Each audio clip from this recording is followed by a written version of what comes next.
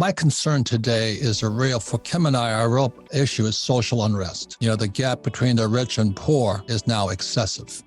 And that leads to revolution, civil rioting, and all this. And this is an excerpt from the introduction to her book, Permanent Distortion. It says, when you print all this fake money and you rig it for the rich only, which is fine with me, but you should tell people, that's what nobody's doing, it's rigged.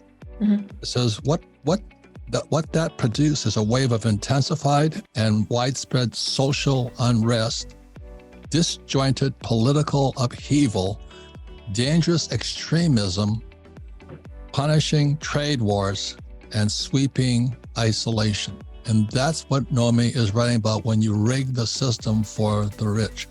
And just FYI, as a commercial message, Rich Dad would rather have you become rich than revolt. Well, not only the Fed, what I think is hysterical is that when Obama got elected, everybody, Obama's for the people.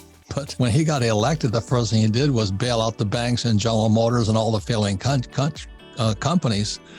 He is on the inside. I mean, he's working with them. And he's a man of the people. He bailed out the rich again. You know what I mean? Give me a break. Not what the guys, he's a smooth talker. He was definitely, yes. Watch what they do. Watch what they do. Not what they say. What are they doing? And he bailed out the rich. But he's a man of the people. Give me an effing break. I just can't believe what's happening. How can they raid a president's house? And that's what everyone was afraid of during World War II. The Gestapo would come knocking, so they hired 87,000 new IRS agents, and the FBI can come into your house. Now, they don't want IRS agents taking your teeth. They're after your money. So if you understand what's going on, that's why your work, being an insider, is priceless. I mean, we're being lied to. And look at the teachers' unions, the biggest political donors to campaigns, and they love the Democrats. I'm not Republican or Democrat, but I just want them to tell the effing truth. You know what I mean? You're socialists and you're communists and Nazis. What I think was funny was Obama bails out the banks, then he orders Bernanke, they're supposedly not connected, the central bank and Obama. But he says, okay, Ben, helicopter it to the people now. Okay, we propped up the bankers and the Wall Street and all this. Now let's give a few dollars to the people. And that was stimmy checks. And if you watch history, you can see it playing out. Again, it's not what they say, it's what do they do. The banking system is creating more people. It's creating this gap. It's a social problem. The gap between rich and poor is getting wider and wider and wider. And my whole shtick is that are the central banks, as a government and the U.S. Treasury and politicians, are they evil or stupid? And we haven't come to an answer yet. My whole point, if you understand the problem, you might be able to make better choices, decisions. And I love what you say in your introduction. It says here, the very existence of this debt became an inconvenient excuse for governments the world over to cut budgets and reduce public spending in areas such as medical care, education, retooling for workers, and infrastructure.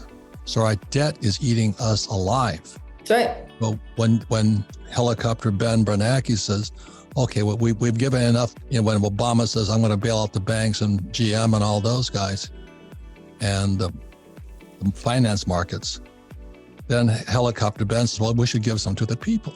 Now, all that's debt.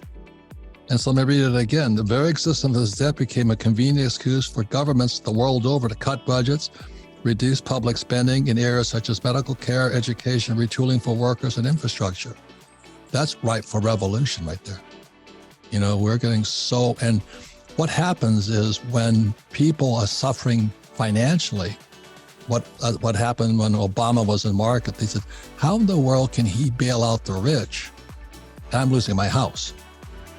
And at that point, the people, the proletariat who became Trump devotees, the Tea Party movement for sake, they get angry and they take their anger out rather than understand the problem. And the reason I like, your books, Collusion, All the Bankers' Men, and this book here, Permanent Distortion, if you understand the cause of the problem, you might be able to do something about it. But to go to a a government solution saying, well, the government should do this. Good luck. The government is not on your side, as you know. And Obamacare was about healthcare, but it was really about insurance. Mm-hmm. You know, it really wasn't about your healthcare. And it was a political ploy. Like they're gonna forgive the student loan debt now. You know, the woke group in wherever they are in the House, led by AOC. They're going to forgive the government debt. I mean, the student loan debt. Why?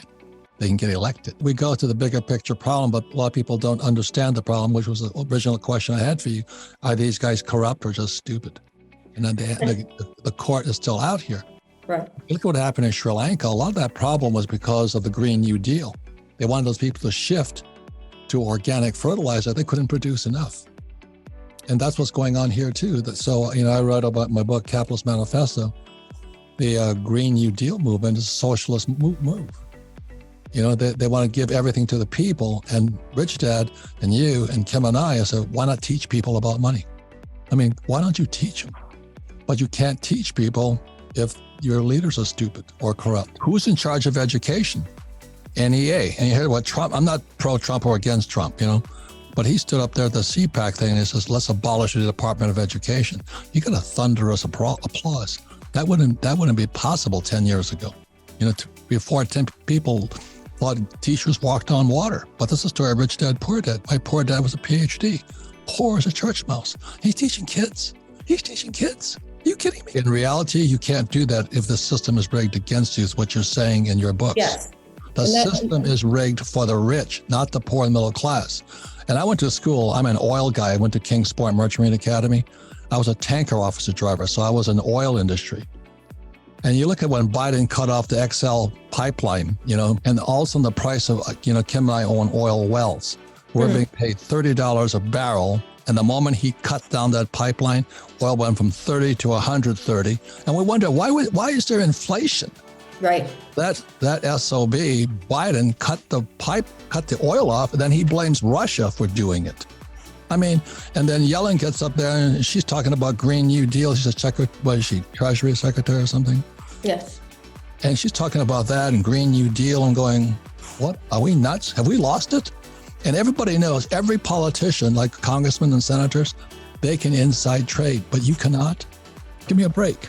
So that's where you're on, and your books expose the underside, the dark side, the inside. So when I was reading Collusion, I was going, oh my God, that you verified my suspicions as you've been on the inside. I think you said something very important, is that it's okay for Nancy Pelosi to trade from the inside, but it's not legal for a Fed person to do that. And the problem is the system is rigged. That's right. A few people. And that's what you're writing about. So we can talk, oh, we should borrow money to do this. I mean, there's friends of mine say, oh, if we just spent trillions of dollars on cancer research, I'm going, but where does that money come from? That's why people should read your books. You understand the source is our money. It's how it's created out of debt, and it's free money to the rich, but you tax the poor. That's money. That's 1913, right? The Federal Reserve Act. 1913, the Fed was created, and 1913, the IRS was created, because money can only be debt and taxes.